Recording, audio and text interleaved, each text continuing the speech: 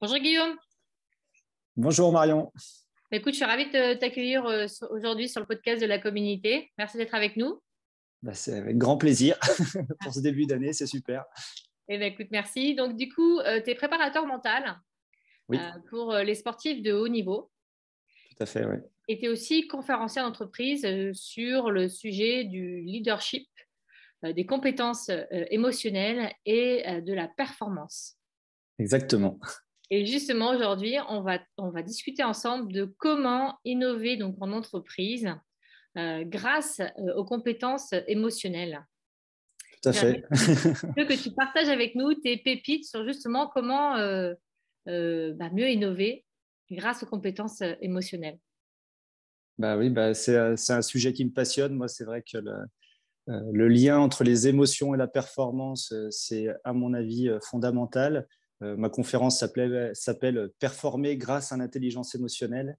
Donc, je pense qu'on est en plein dedans avec ta thématique d'innover, parce que souvent, en fait, l'innovation vient par le travail collectif, vient par la capacité à coopérer.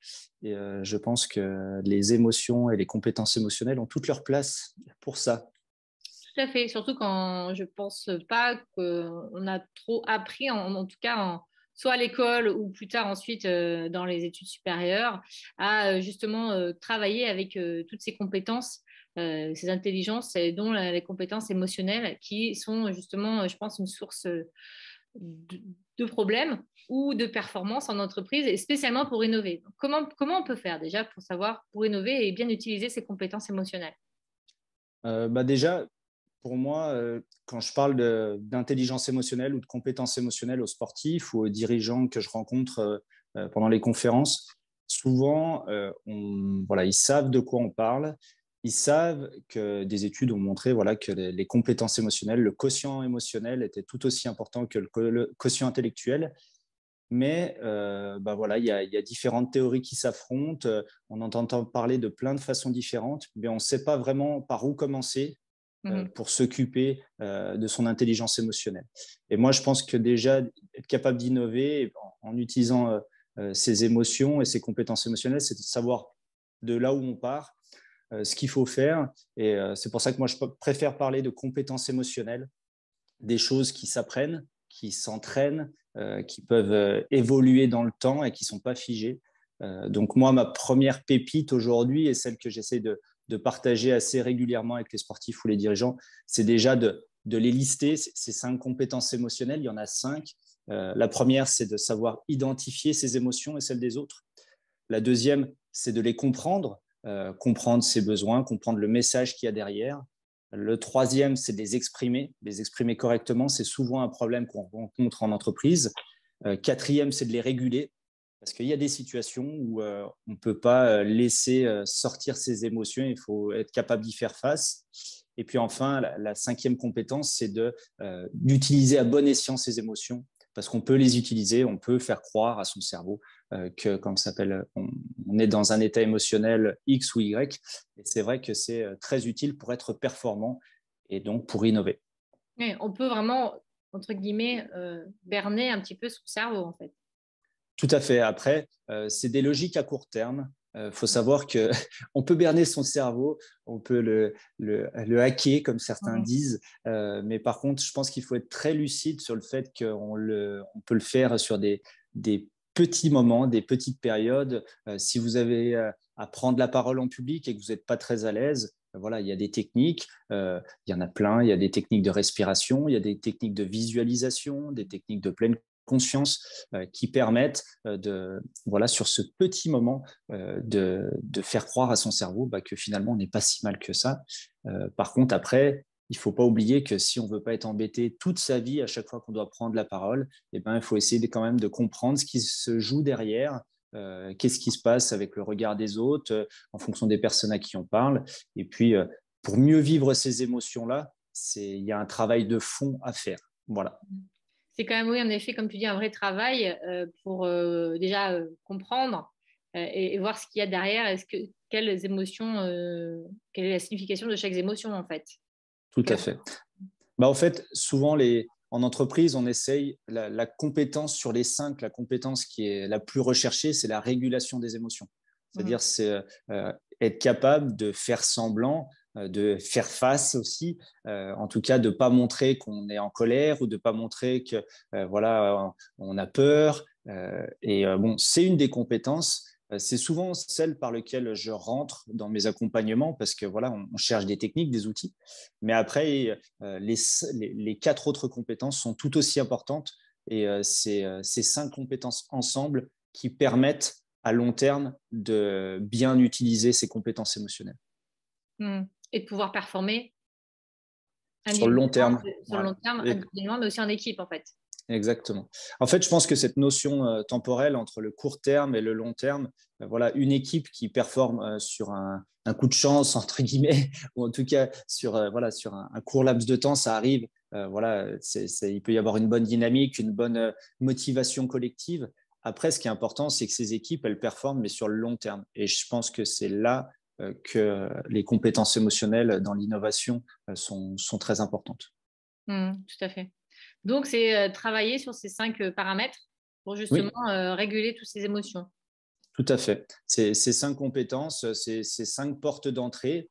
Après, je pense que ça demande du temps, mais en tout cas, on peut déjà identifier ses points forts, ses points faibles, et puis voilà, essayer de commencer à travailler ces compétences avec des choses très concrètes.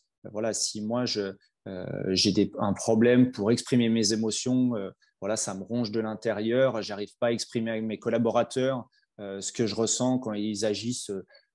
Voilà, sans respecter. Voilà, j'ai peut-être souvent l'exemple des gens qui se mettent en colère de façon un petit peu extrême parce qu'en fait, le volcan explose à un moment donné, mais c'est parce qu'au fur et à mesure, ils auraient pu voilà, exprimer ce qu'ils ressentaient quand tel ou tel collaborateur ne faisait pas les choses comme il voulait ou ne faisait pas les choses en respectant les valeurs de l'entreprise. Et cette colère, eh ben, en fait, il faut essayer de l'exprimer avant et pas attendre qu'elle s'exprime toute seule, en fait, de façon automatique. Oui, c'est ça, que le corps explose, quoi. C'est ça, d'apprendre aussi à exprimer, comme tu dis. Est-ce qu'il y a des choses comme relativement faciles pour pouvoir communiquer sur ses émotions sans rentrer dans le... Oui, bah, il y a tous les outils de communication non violente. Voilà, c'est moi la base, c'est ce que j'appelle la communication XYZ. Quand je vois que tu fais X, je ressens Y et j'aimerais que tu fasses Z. Voilà, c'est en 3 temps. C'est de bien montrer à la personne quel comportement, quelle attitude et quelle émotion ça engendre chez moi, et puis de quelle façon j'aimerais qu'elle agisse pour que ça soit voilà, plus, plus juste, enfin pas plus juste, mais qu'en tout cas, ça respecte plus mes valeurs ou les émotions que je ressens. Mmh.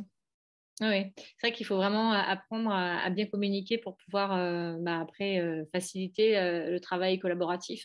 Je pense que c'est Tout un à outil fait. qui est essentiel aujourd'hui et des fois, c'est vrai qu'on peut se laisser emporter. Donc, c'est un vrai travail équilibre dans tout ça, en fait.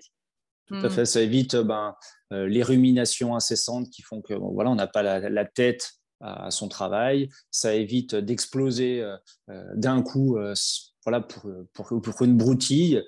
Ça évite pas mal de choses de pouvoir exprimer correctement ses émotions. D'accord, ouais, super. Et ensuite, du coup, quelle est ta deuxième pépite? Alors, ma deuxième pépite, voilà, on a parlé de travailler collectivement, ce qu'il y a derrière pour moi le travail collectif, le fait de coopérer efficacement, c'est la confiance. C'est la confiance entre les personnes, c'est la confiance interpersonnelle. Et en fait, moi, j'ai souvent, et je pense qu'on a tous en tête, l'image d'un collègue, d'un patron, d'un collaborateur qui est brillant, qui est talentueux, mais qui n'arrive pas à travailler avec les autres. Et ça, en fait, faut pas oublier que la confiance interpersonnelle, elle a 2 composantes. La confiance cognitive, alors forcément, bah là, ça a trait aux compétences, aux aptitudes de la personne, à ses qualités. Voilà, s'il est ingénieur en aéronautique, que voilà, il ait les connaissances suffisantes et puis les aptitudes à diriger un projet. Mais donc, à côté de cette confiance cognitive, il ne faut pas oublier qu'il y a une confiance affective. Cette confiance affective, eh bien, ça va être justement de prendre en compte ce que ressentent les autres, de lire leurs émotions, de les comprendre, de se mettre à leur place. C'est ce qu'on appelle l'empathie. Et c'est vrai que ça, souvent, c'est un peu oublié dans le monde de l'entreprise. C'est-à-dire que c'est un peu uniquement le côté rationnel de la confiance cognitive. Bah, c'est culturel, hein, c'est les diplômes, voilà, c'est l'école qu'on a fait. Mais je pense qu'un bon leader dans un groupe pour innover, c'est celui qui est capable de créer, voilà, c'est d'avoir ces deux sortes de confiance, à la fois cognitive, mais aussi affective avec son groupe.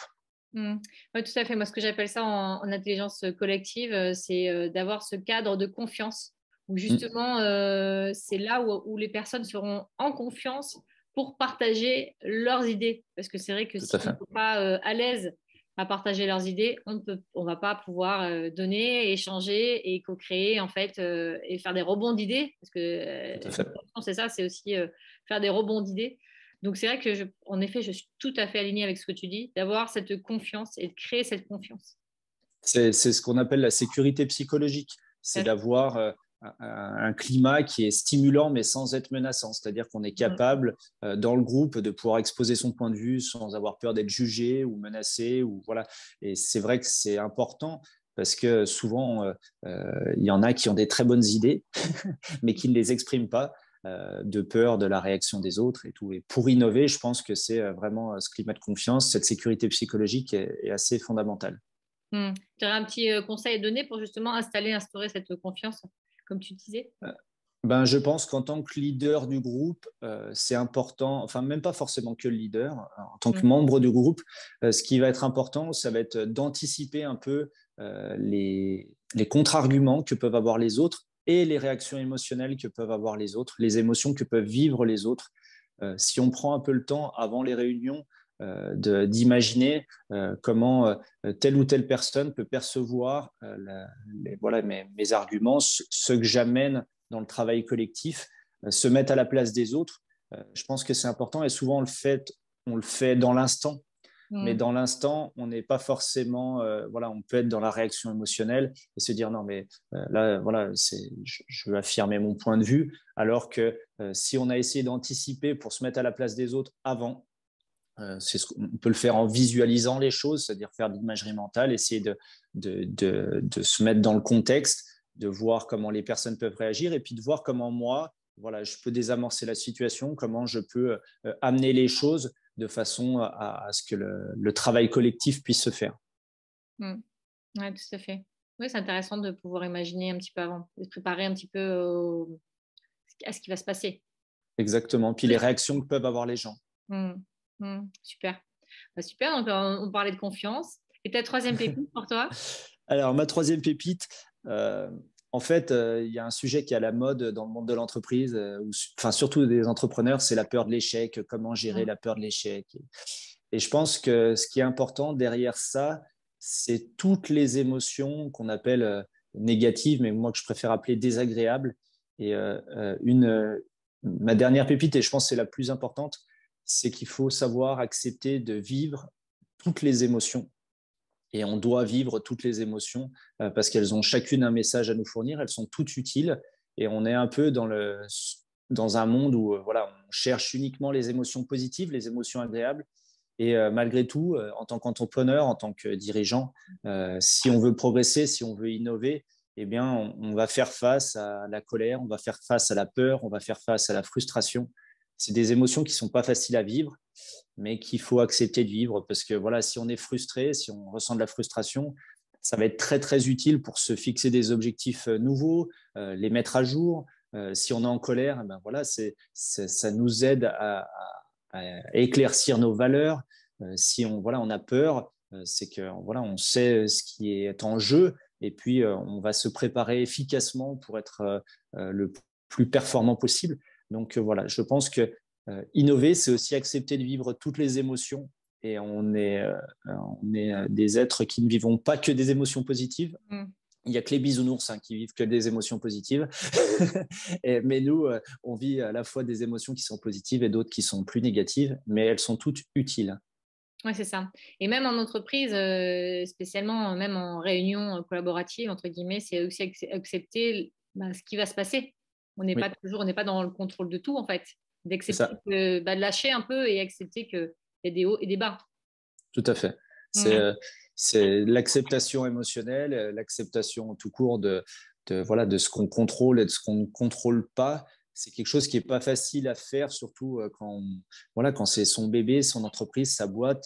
Il y a des choses, voilà, être capable de déléguer, être capable de laisser une partie de la décision aux autres, c'est pas simple. Mais malgré tout, je pense que il y a, à mon avis, pas d'exemple d'entrepreneur à succès qui s'est fait tout seul du début à la fin. C'est-à-dire que c'est juste impossible. Et c'est des gens qui ont su s'entourer, des gens qui ont su nouer des relations de confiance, des relations performantes avec leurs équipes, qui ont fait un bon casting aussi pour savoir avec qui on est capable de travailler, et puis qui se connaissent bien pour pouvoir exprimer correctement ce qu'elles ressentent et, performer au final, quoi, être capable d'innover et de créer des choses qui n'existaient pas avant ou de les améliorer. Mm. Ah ouais, je suis tout à fait d'accord avec toi. C'est compliqué. Je pense qu'on est dans un monde de travail et puis où on demande beaucoup en fait. Et finalement, peut-être qu'en communiquant plus facilement, en disant les choses telles qu'elles sont, et puis en exprimant ce qu'on ressent en fait, on peut peut-être faciliter cette collaboration, comme tu dis, pour créer cette confiance, euh, pour pouvoir déléguer et puis aussi responsabiliser chacun au final, parce qu'on est tous responsables de ce qu'on vit et de comment on a envie de participer aussi concrètement à son travail et aussi pour innover, parce que l'innovation, Tout à fait. c'est aussi la réussite de l'entreprise. Donc oui, je pense qu'il y a beaucoup de choses à faire et à prendre en compte. Donc c'est vrai que c'est un vrai exercice hyper Ouais, intéressant, je pense, pour les entreprises. Et finalement, c'est une vraie, faut avoir une ouverture d'esprit pour se jeter dedans et dire allez, on y va, on innove ensemble en acceptant comme on est et à partager nos émotions et c'est accepter. ça. Oui, et puis c'est aussi accepter de prendre du temps pour ça. Ce qui est Mhm. difficile, moi je me rends compte dans les entreprises, c'est que voilà, les priorités sont très factuelles, elles sont très voilà, dans les tâches à accomplir. Et malgré tout, de s'occuper des compétences émotionnelles, c'est faire un pas de côté, c'est prendre un peu de temps pour autre chose qui n'est pas palpable euh, euh, tout de suite. Mais par contre, comme je le disais, je pense que quelqu'un qui veut performer sur le long terme, qui veut innover, ça demande du temps et le faire sur le long terme, c'est là où c'est très utile voilà, de savoir travailler ensemble, de savoir coopérer et puis de créer ce climat de confiance, de sécurité pour son équipe, quoi. Oui, c'est ce qu'on appelle un peu communément maintenant les soft skills. C'est comme on disait, Oui, les hard skills, c'est important. oui, C'est évidemment très important d'apprendre son métier. Mais finalement, les soft skills, c'est aujourd'hui ce qui fait qu'on peut s'adapter beaucoup plus facilement et rapidement à ce monde qui est mouvant, en fait, tout le temps, tout à en fait. permanence. Donc, Moi, ce que j'utilise souvent en fait comme exemple, c'est avec les entrepreneurs, c'est l'exemple des sportifs, parce que quand on fait ce parallèle-là, on voit très bien que bah, voilà, tous les sportifs, ils ont un niveau physique, quel que soit le sport, hein, ils s'entraînent comme des fous. Au niveau technique, bah, voilà, on a des qualités, mais on a aussi l'entraînement qui fait qu'on développe ses compétences techniques. Il y a la stratégie, ce que nous dit l'entraîneur, ce qu'on est capable d'assimiler, son intelligence de jeu, ou voilà, la lecture qu'on fait des situations en tant que suivant l'activité. Mais pour moi, ce qui fait vraiment la différence voilà, entre les athlètes de haut niveau et les très grands champions, c'est les compétences émotionnelles. Et je pense que dans l'entreprise, c'est exactement la même chose, parce que si on compare voilà, les qualités d'un Roger Federer avec un joueur du top 15 mondial, bah voilà, ce qui fait que Roger Federer est un très très grand tennisman, c'est ses compétences émotionnelles, sa capacité à garder son calme. Et c'est vrai que, enfin, sa capacité à garder son calme. Quand je vois un Novak Djokovic, je ne sais pas si tu connais, mais c'est vrai qu'on le c'est voit souvent voilà, s'énerver, exprimer balancer la sa raquette. colère. Ouais. Voilà. Mais par contre, il est très, très lucide sur ses accès de colère. Et il y a des interviews qui sont passionnantes de lui où voilà, il dit que voilà, il s'excuse d'avoir eu ce comportement-là, mais qu'il ressentait de la frustration, il ressentait de la colère. Et il a des compétences émotionnelles aussi très, très développées. Et je pense que c'est ce qui fait beaucoup de différence entre les équipes qui arrivent à fonctionner, qui arrivent à performer, qui arrivent à innover et les autres. c'est ces compétences émotionnelles. Et en tout cas, je suis très content d'avoir pu partager avec toi ces quelques clés, ces quelques pépites. Et j'espère que ça pourra aider voilà, à prendre en compte cet aspect toujours un petit peu plus, même si ça devient voilà, plus commun d'en parler dans le monde de l'entreprise. Je pense que ça demande pas mal d'efforts et en période de crise, quand il y a pas mal d'imprévus et tout, on a tendance à vite oublier tout ça. Et je pense qu'il ne faut surtout pas oublier les compétences émotionnelles.